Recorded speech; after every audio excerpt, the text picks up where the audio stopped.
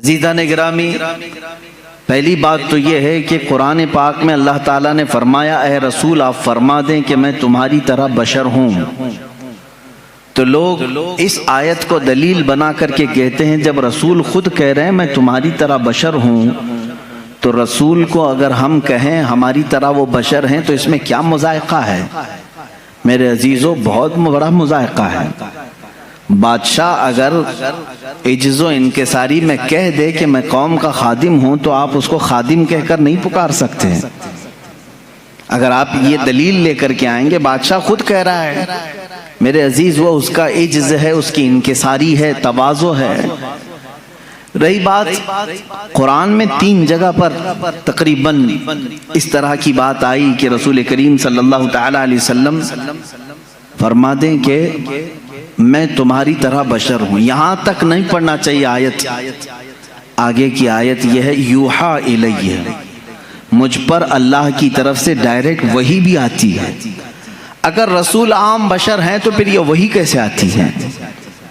حضور پاک صلی اللہ تعالی علیہ وسلم کو اسی آیت میں ایک دوسری خصوصیت اللہ نے بیان کر دی، اے رسول آپ فرما دیں کہ میں تمہاری طرح بشر ہوں، مجھ پر وحی آتی ہے۔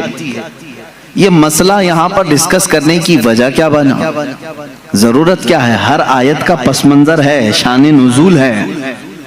جو آیتیں نازل ہوئی ہیں ان آیتوں کے نازل ہونے کا کوئی نہ کوئی سبب رہا ہے، اس کو کہتے ہیں شان نزول۔ آیت کا شان نزول کیا ہے؟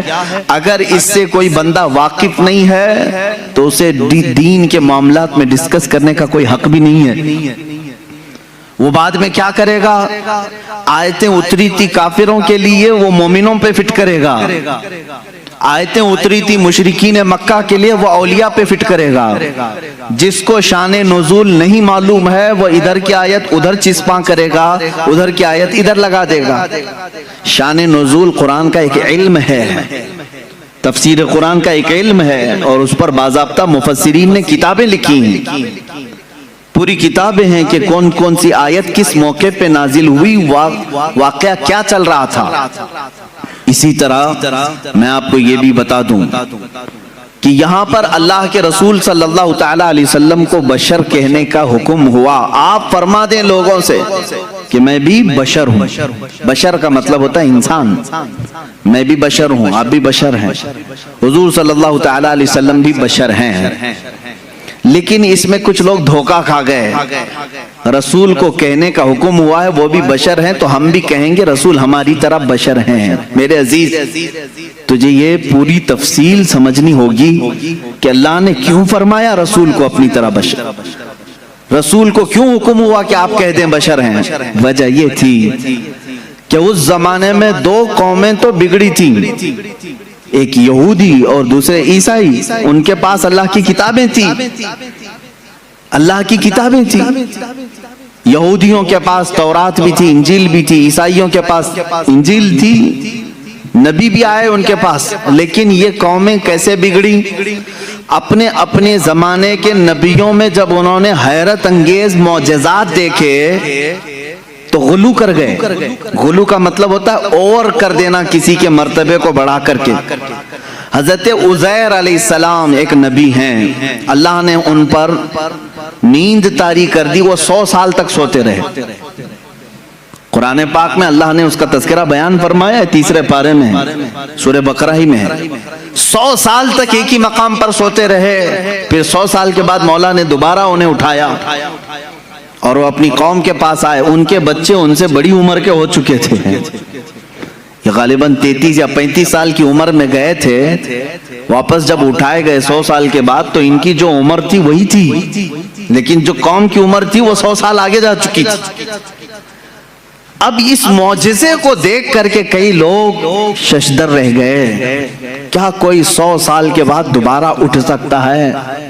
کوئی موت کے بعد دوبارہ آ سکتا ہے؟ تو ان لوگوں نے کیا کہنا شروع کیا، ایسا حیرت انگیز کام ہم نے آج تک دیکھا نہیں تھا۔ اگر عزیر کے ساتھ ایسا ہوتا ہے تو یہ اللہ کا بیٹا ضرور ہوگا۔ وقالت اليہود عزیر ابن اللہ، تو یہودیوں نے کہا عزیر اللہ کا بیٹا ہے، تو انہوں نے کہاں تک بڑھا دیا؟ اللہ کا بیٹا کہہ دیا۔ اب ادھر آئیں عیسیٰ علیہ السلام۔ عیسیٰ علیہ السلام دنیا میں وہ تنہا شخص ہیں جو بغیر باپ کے پیدا کیے گئے۔ آدم علیہ السلام کے بعد، آدم علیہ السلام کو تو اللہ تعالیٰ نے بغیر باپ بغیر ماں کے پیدا کیا، لیکن عیسیٰ علیہ السلام صرف اور صرف حضرت بی بی مریم سے پیدا کیے گئے، اور حضرت مریم کو کسی نے چھوا تک نہیں، وہ اتنی پاکیزہ تھی۔ جبرائیل امین علیہ السلام نے پھونک ماری اور وہ حملہ ہو گئی، اس حمل سے حضرت عیسیٰ علیہ السلام پیدا ہوئے، اور عیسیٰ علیہ السلام کا لقب بھی ہے روح اللہ۔ اب عیسیٰ علیہ السلام کے کچھ معجزے بھی تھے، وہ مٹی کے پرند بناتے تھے، مٹی کے کیچڑ اس میں پھونک مارتے تو پرندے زندہ ہو کر اڑتے تھے، یہ قرآن پاک میں ہے۔ جب عیسائیوں نے یہ تمام حیرت انگیز معاملات دیکھے نبی سے، تو کہہ بیٹھے عیسیٰ اللہ کا بیٹا ہے۔ کیا کہا؟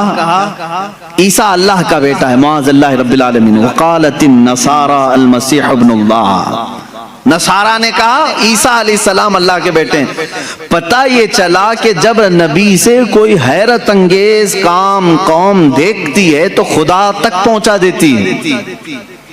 عزیر علیہ السلام 100 سال کے بعد دوبارہ اٹھے تو قوم نے کہہ دیا اللہ کا بیٹا ہے۔ عیسیٰ علیہ السلام بغیر باپ کے پیدا کیے گئے، اور مٹی کے پرندوں میں پھونک مارتے تو اڑنے لگتے، تو عیسائیوں نے کہہ دیا وہ اللہ کے بیٹے ہیں۔ اب ادھر مکہ مکرمہ میں جو جلوہ رسول دیکھا ہے، رسول کریم صلی اللہ تعالی علیہ وسلم کے ایک آدھ حیرت انگیز کام نہیں ہے، ہر دن ایک معجزے کا صدور ہے۔ کبھی یہ رسول انگلی اٹھا کر کے اشارہ کریں چاند پھٹ جائے، کبھی وہ بے زبان جانوروں سے کلام کریں درخت اکھڑ کر ان کی بارگاہ میں آ جائے۔ تو یہ حیرت انگیز کام جو رسول پاک کے ساتھ ہو رہے تھے، تو اب عرب کے لوگ پچھلی قوموں کی طرح بگڑ نہ جائیں اور رسول کو یہ نہ کہہ دیں کہ یہ خدا اتر پڑا ہے۔ اللہ نے فرمایا رسول آپ کہہ دیں کہ میں بشر ہوں۔ اللہ نے کیوں فرمایا قل انما انا بشر مثلکم، اے حبیب آپ فرما دے میں بشر ہی ہوں، کہ تم دھوکہ نہ کھا جانا، مجھے خدا مت سمجھ لینا۔ ایک بات یہ بھی ہے، اور دوسری بات ایک بہت بڑے گزرے ہوئے ایک مناظرے کا سبق بھی تھا اس میں۔ ابراہیم علیہ السلام کے ساتھ نمرود کا ایک مناظرہ ہوا تھا۔ نمرود اس زمانے کا ظالم و جابر بادشاہ، جب اس نے دیکھا کہ ابراہیم ہمارے بتوں کی پوجا بھی نہیں کرتا، اور حضرت ابراہیم علیہ السلام کے ساتھ بہت سارے معاملات تھے، وہ ان کے بتوں کو نہیں مانتے تھے، جو ستاروں کی پوجا کرتے ان کی نہیں مانتے تھے، جو چاند و سورج کو پوجتے ان کی نہیں مانتے تھے۔ ایک دن بلایا اس نے دربار میں۔ اب یہ جو مناظرہ ہے وہ بھی قرآن پاک میں آیا۔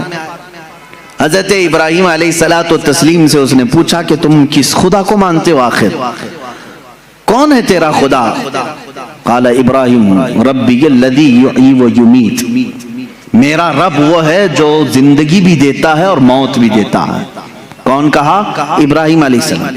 تو جھٹ سے اس پاگل نے کہا قال انا احیی و امیت، میں بھی لوگوں کو زندگی دیتا ہوں موت دیتا ہوں، میرے پاس بھی یہ کنٹرول ہے، تو مجھے خدا مان لے۔ ابراہیم علیہ السلام نے پوچھا وہ کیسے؟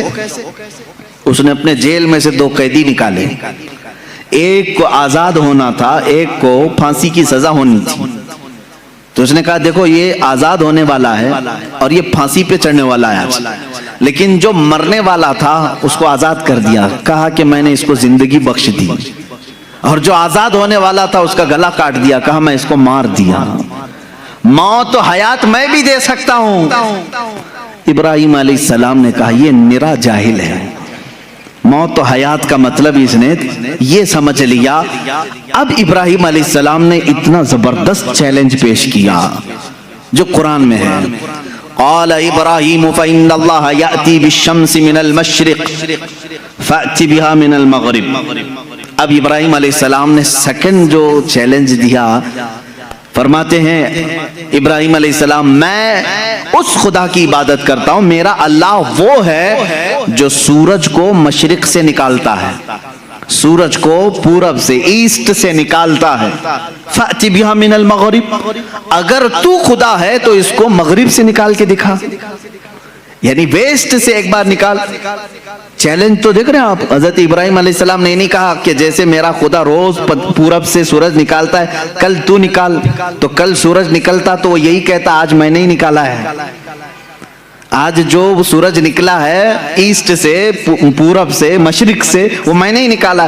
ابراہیم علیہ السلام نے اپوزٹ چیلنج دیا کہ خدا جب مشرق سے نکال سکتا ہے تو خدا مغرب سے نکالنے پر بھی قادر ہے. سورج اس کے کنٹرول میں ہے.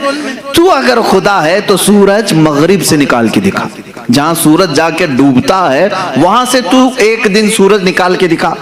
قرآن کہتا فَبُهِتَ الَّذِي كَفَرَ, یہ کافر وہاں مبہوت ہو گیا, لاجواب ہو گیا, ختم ہو گیا مناظرہ. یہ کب ہوا؟ ابراہیم علیہ السلام کے زمانے میں. ہاں, اب اس مناظرے میں جیت اور فتح کس کی ہوئی؟ ابراہیم علیہ السلام. کس کی ہوئی؟ اس چیلنج کا جواب وہ نہیں دے سکا, لیکن اس مناظرے سے ایک سبق یہ نکلا, ایک نتیجہ یہ نکلا. ابراہیم علیہ السلام نے چیلنج یہ دیا تھا کہ جو خدا ہوگا وہ مغرب سے سورج نکالے گا. جو خدا ہوگا وہ مغرب سے سورج نکالے گا. یہ اس زمانے کو 2000 سال بیت گئے, اور جب مدینہ طیبہ کے قریب میں مولا علی کرم اللہ وجہہ الکریم کے لیے نماز عصر قضا ہو رہی تھی, محمد عربی صلی اللہ تعالی علیہ وسلم نے ڈوبے ہوئے سورج کو کہاں سے پلٹایا؟ مغرب سے نکالا. سورج ڈوب چکا تھا, سورج کو واپس اشارے سے پلٹایا. اب یہاں پر وہ والا مناظرہ پھر سے تازہ ہو گیا. ابراہیم علیہ السلام نے تو چیلنج دیا تھا نمرود کو کہ اگر تو خدا ہے تو سورج کو مغرب سے نکال. نمرود تو نہیں نکال کے دکھا سکا, لیکن محمد الرسول اللہ صلی اللہ علیہ وسلم نکال کر دکھا دیے ہیں. تو اب کسی کا عقیدہ یہ نہ بگڑے. ابراہیم علیہ السلام نے کہا تھا جو سورج مغرب سے نکالے گا وہ خدا ہوگا. اللہ نے آیت نازل فرمائی قل انما انا بشر مثلکم, اے رسول آپ فرما دیں یہ دھوکے میں نہ آئے, میں تمہاری طرح بشر ہی ہوں. لیکن میرے عزیزوں ساتھ میں اتنا یاد رکھنا, عام بشر نہیں, وہ نوری بشر ہیں. اللہ رب العزت کی ان پر خصوصی عنایات ہیں. میں مانتا ہوں اے عقل والوں میرا محمد خدا نہیں ہے, مگر دلوں میں یہ نقش کر لو کہ وہ خدا سے جدا نہیں ہے. یہ ہمارا عقیدہ ہے.